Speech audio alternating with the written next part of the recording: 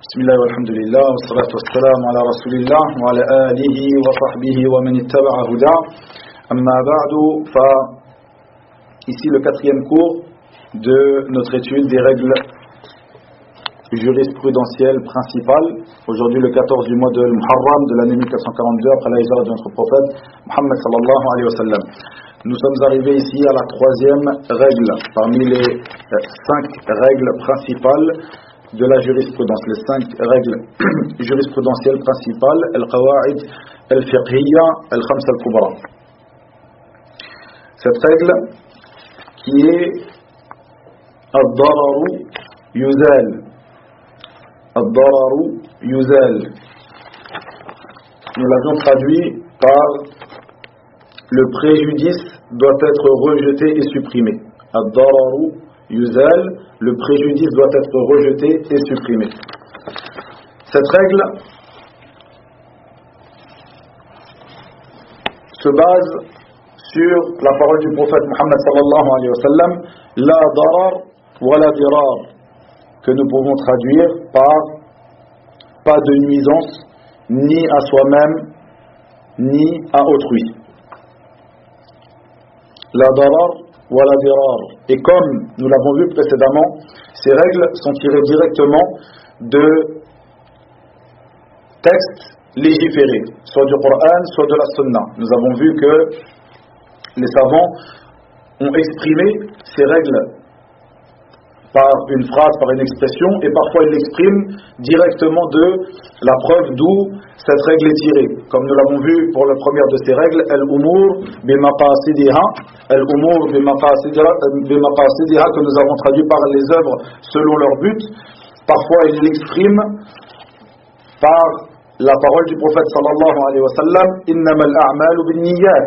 Comme cela, cette règle, ad-dararu yuzal, donc le préjudice doit être rejeté et supprimé. Parfois il exprime directement par la parole du prophète sallallahu alayhi wa sallam d'où est tirée cette règle. Ils disent la darar wa la dirar. Comme nous l'avons dit précédemment, ces règles, ce sont des règles que les gens de la jurisprudence emploient, et même autres que eux, c'est-à-dire qu'il y a parmi ces règles des règles qui sont utilisées jusque lorsque les savants parlent dans la croyance, c'est l'aqida.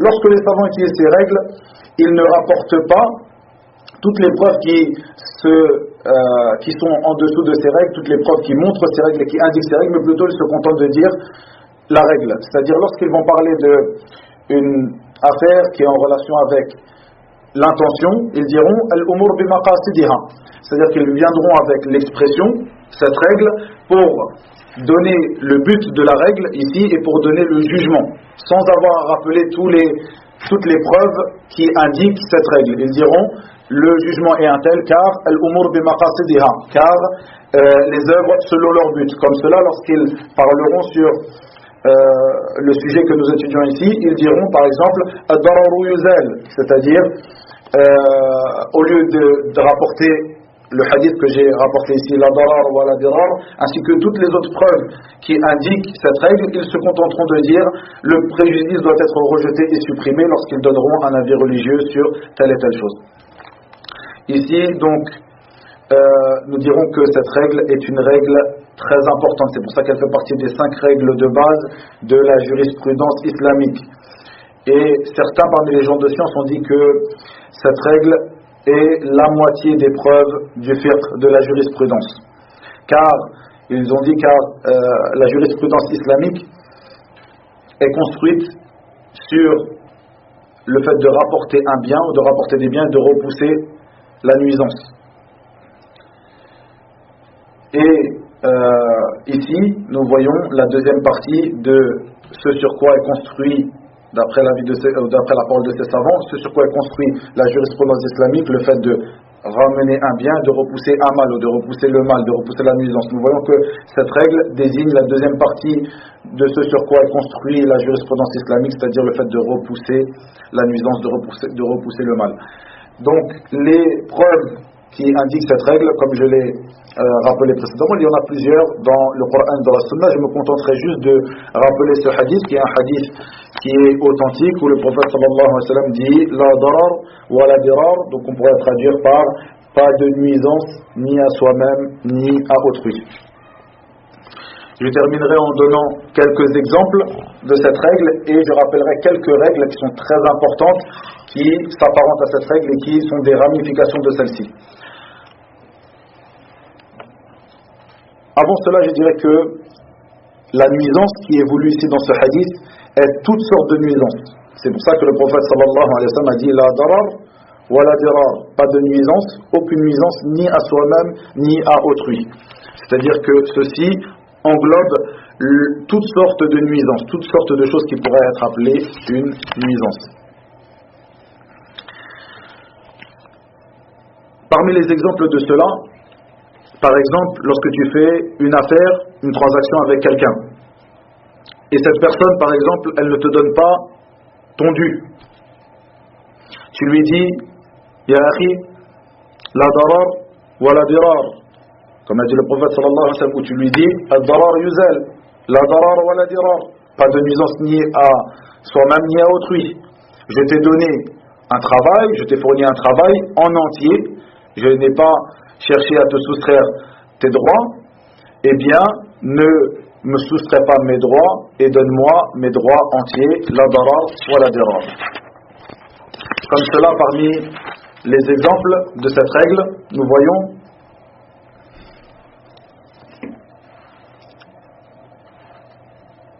une chose que Cheikh al-Islam Ibn Taymiyyah a rappelé concernant la pratique de cette règle. Il dit, dans le sens approximatif de ses paroles, s'il y a un bien dans le fait que, s'il y a un bien général pour la communauté, dans le fait que une partie des gens, une partie précise des gens, vendent une catégorie particulière de nourriture, ou une chose que les gens ont besoin. Seulement une partie des gens, c'est-à-dire qu'on ne laisse pas cela à tout le monde, c'est-à-dire qu'on n'autorise pas à tout le monde de vendre cette chose-là, mais plutôt à une certaine partie des gens de vendre cette nourriture, cette sorte de nourriture ou cette sorte de choses que les gens ont besoin. Et donc qu'il y a simplement ce groupe de gens qui aura le droit de faire ce commerce, de vendre cela. Eh bien, Cheikh al-Islam dit, s'il y a un bien dans cela, s'il y a un bien général pour la communauté dans cela, dans le fait de donner ce droit à simplement une partie de la communauté, à certaines personnes en particulier. Il dit, Cheikh al-Islam, eh bien, à ce moment-là, l'imam, donc le gouverneur, devra obliger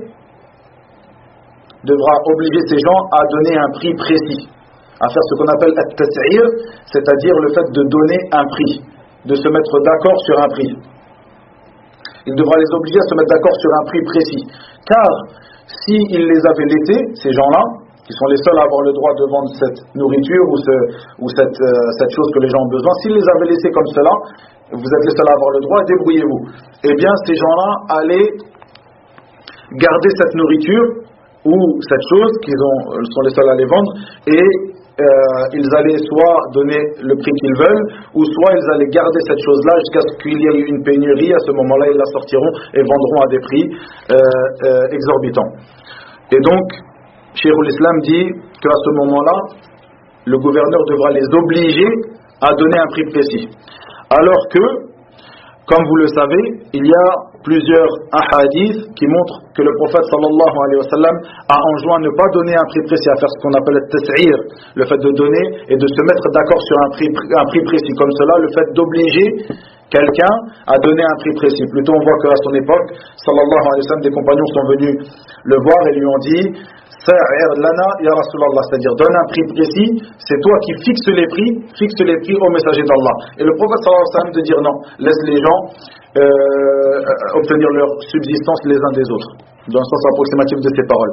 Donc nous voyons que le prophète sallallahu alayhi wa sallam n'a pas voulu fixer les prix dans ce hadith, mais s'il y a un bien dans cela et que le fait de délaisser les choses comme cela sans que le gouverneur oblige cette catégorie de gens à donner un prix précis, il y aura une nuisance, nous disons à ce moment-là, la darar wa la dirar, donc le gouverneur devra obliger les gens à donner un prix fixe et précis. Parmi les ramifications de cette règle, nous avons plusieurs règles qui sont très importantes. La première de ces règles est que la nuisance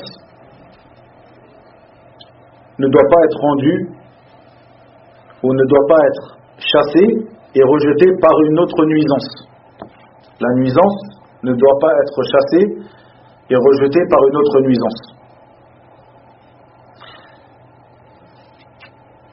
Dans cela, nous voyons, et la base de cette règle qui est une ramification de la règle que nous étudions, la parole du prophète sallallahu alayhi wa sallam, dans le sens approximatif de ces paroles: celui d'entre vous qui voit un mal, qu'il le change par sa main, qu'il le rectifie par sa main. S'il ne le peut pas par sa langue, et s'il ne peut pas par son cœur, et ceci fait partie du plus bas degré de la foi, comme vous le connaissez ce hadith. Eh bien, nous voyons dans ce hadith que le prophète sallallahu alayhi wa sallam a interdit de chasser et de rectifier une nuisance par une autre nuisance. Plutôt, il nous a orientés au fait de respecter les degrés de la manière qu'une personne aura de rectifier un mal. Comme cela, si une personne est certaine que s'il va changer cette chose qui est devant lui, qui est une nuisance, par une autre nuisance, lorsqu'il va le changer avec sa main, ceci va rapporter une autre nuisance pire que cela, eh bien elle devra délaisser cela. Comme par exemple, si tu vois quelque chose qui est nuisible dans la rue, mais tu sais que si tu prends cette chose et par exemple tu casses cette chose-là, qui est le bien d'autrui, même si c'est une nuisance, cette chose-là va apporter une nuisance plus grande encore, comme le fait que tu vas rencontrer des problèmes avec autrui, que cette personne-là va appeler peut-être les autorités qui vont te nuire. Eh bien, à partir de là, tu devras délaisser le fait de rectifier cette nuisance par la main, et tu devras te diriger vers le deuxième degré qui a été rapporté qui a été évoqué par le prophète sallallahu alayhi wa sallam dans ce hadith, qui est le fait de rectifier cette nuisance par la langue.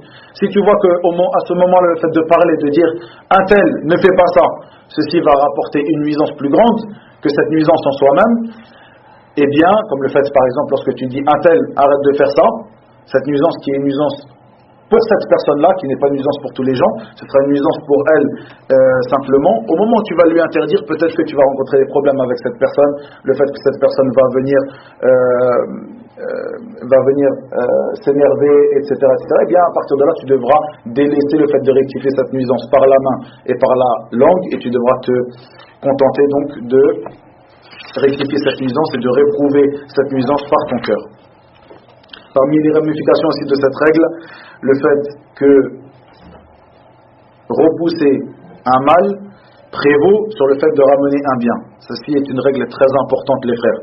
Repousser un mal prévaut sur le fait de rapporter un bien. Et cette règle, nous sommes amenés à la pratiquer à de maintes reprises dans notre vie de tous les jours. Et cette règle est une règle qui est aussi qui a un rapport direct avec une autre règle aussi que je vais évoquer tout de suite. C'est lorsque il y a des biens et des nuisances et des mâles, eh bien, qui viennent en même temps, eh bien, il faudra faire prévaloir ce qui est prépondérant sur ce qui ne l'est pas. Il faudra faire prévaloir ce qui est prépondérant sur ce qui ne l'est pas. C'est-à-dire que nous avons quelque chose, un bien qui est sûr, il y a un bien dans cette chose-là, mais il y a une nuisance qui peut être une nuisance dans cela. Nous ferons prévaloir la chose qui est sûre. Comme cela, c'est sûr qu'il y a un mal dans le fait de faire cela, et il est possible qu'il y ait un bien dans le fait de faire cela. Nous ferons prévaloir ce qui est sûr. Parmi les illustrations de cette règle,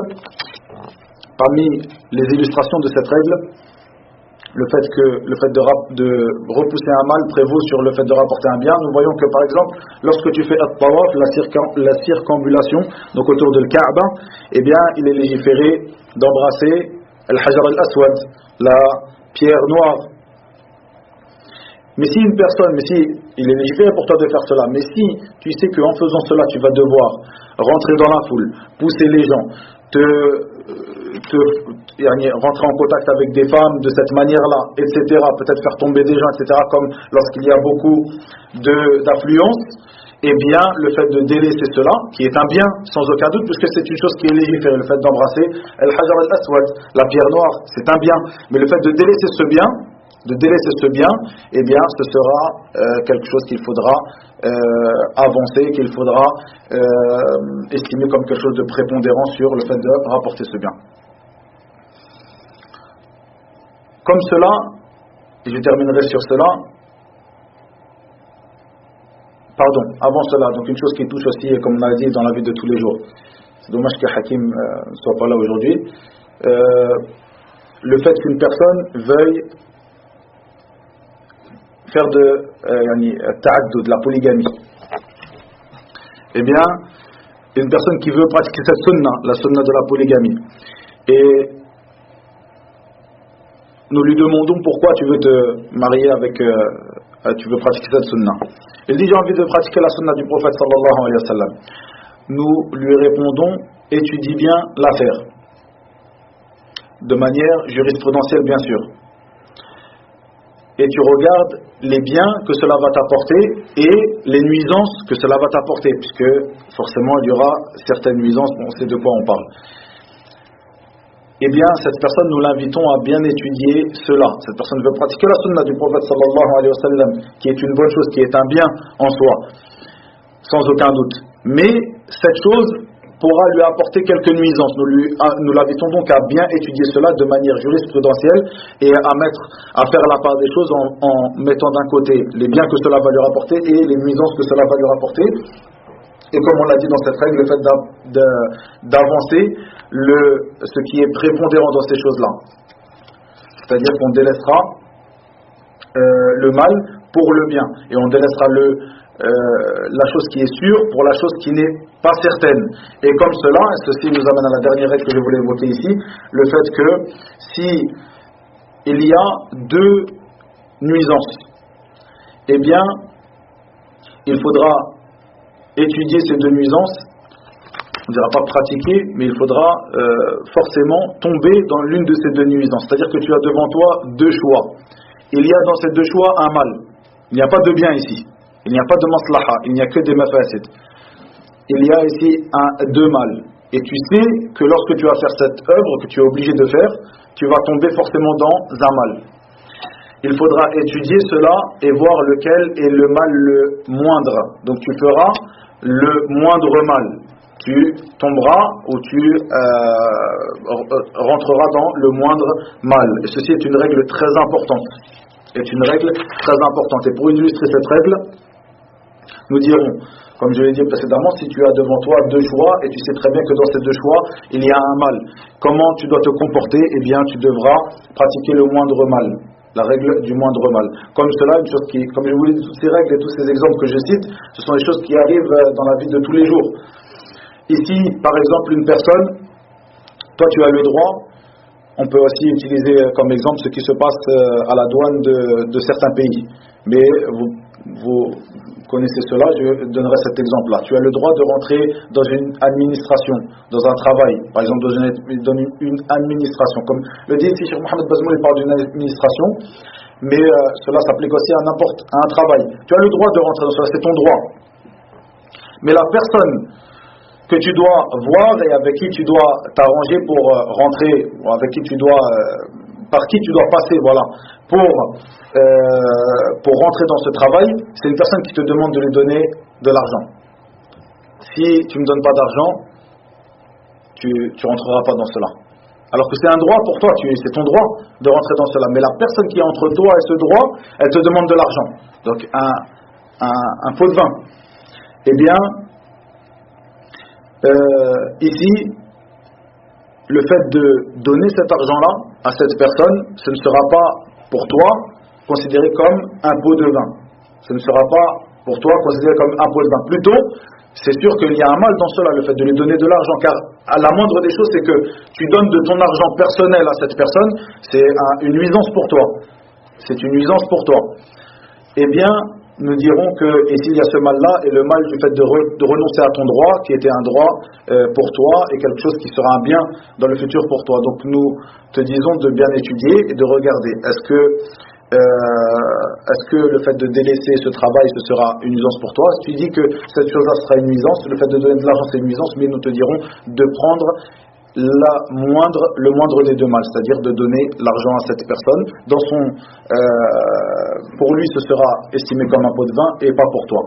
Une autre chose, et je terminerai sur cela, la manière que Cheikh l'Islam Ibn Taymiyyah rahimahullah a pratiqué concernant cette règle. Il y avait à l'époque où ce qu'on appelle at-Tatar étaient rentrés dans les pays d'islam et ils occupaient les pays d'islam. Ils étaient rentrés en Irak, ils étaient rentrés en Syrie, etc. Et à cette époque-là, donc Cheikh l'Islam était dans la ville de Dimashq, donc dans la ville de Damas. Et certains parmi ces gens, Tatars, prétendaient être rentrés en islam. Certains parmi ces gens, Tatars, prétendaient être rentrés en islam. C'est une chose qui est connue. Mais ils étaient venus, ils ont occupé, ils ont combattu les musulmans, puis ils ont prétendu être devenus musulmans. Ils occupaient les terres des musulmans. Ils faisaient du mal aux musulmans à ce moment-là, bien qu'ils prétendaient être musulmans. Et Cheikh l'Islam, de voir un élève, quelqu'un parmi les élèves en sciences, interdire à certains parmi les Tatars de boire de l'alcool. Ces Tatars qui prétendaient être musulmans, mais ils buvaient de l'alcool. Cette personne de les interdire. Il voyait qu'il fallait leur ordonner le convenable et leur interdire le blâmable. Donc ne buvez pas de l'alcool, ceci est interdit dans votre religion. Et Cheikh l'Islam de lui dire ne leur interdit pas de boire de l'alcool. Pourquoi? Il leur dit, dans le sens de ces paroles, si ces derniers boivent, ils deviennent, ivres, et ils dorment. Et ceci est un bien pour les musulmans, pour qui ils sont eux-mêmes une nuisance, s'ils sont réveillés. Donc ici, Cheikh l'Islam Ibn Taymiyyah, nous voyons qu'il a pratiqué cette règle de la meilleure des manières. Il n'y a pas de doute dans le fait que dans le fait de les laisser boire de l'alcool, qui fait partie des grands péchés, il y a un mal. Mais il y a un plus grand mal dans le fait qu'ils ne soient pas ivres, et qu'ils ne dorment pas, qu'ils fassent des problèmes et qu'ils nuisent aux musulmans. Donc il a agréé cette nuisance qui est moindre, donc il a pris un moindre mal et il a pratiqué cette règle de la meilleure des manières. Wa ilahuna wa billahi tawfiq wa sallallahu wa sallam wa baraka ala nabiyyina Muhammad wa akhiru da'wana alhamdulillahi rabbil alamin.